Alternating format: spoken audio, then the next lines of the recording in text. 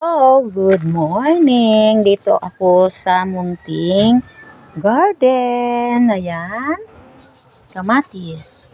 Yung ano ko, yung ampalaya ko, ito malalaki ang bunga. Naamis ako. Thank you Lord dahil binigyan mo ko ng palaya na kalaki-laki ng bunga. Ayan.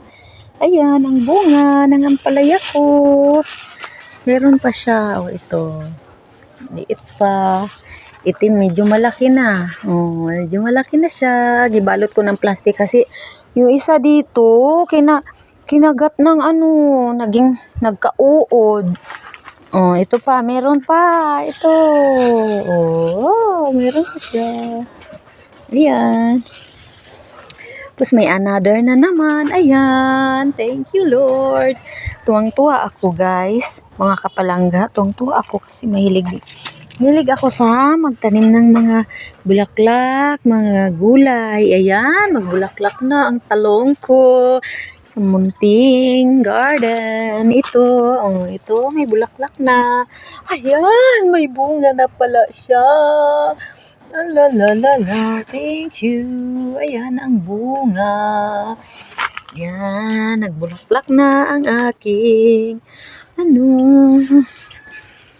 mga kapalangga. Pag tayo masipag, may aanihin. Ito ang aking papaya. Kadami. Sobra tuwang-tuwa ako, kapalangga, kasi yan siya ubi yan siya. Kasi alam mo, lagi ako nagtatanim ng mga gulay. Yung lang talaga mga isang taon na rin ako kasi nagtigil muna ako magtanim ng gulay. Yan, meron na rin siyang bunga. Dito ako na sa ampalaya ko, grabe ka. Lalaki.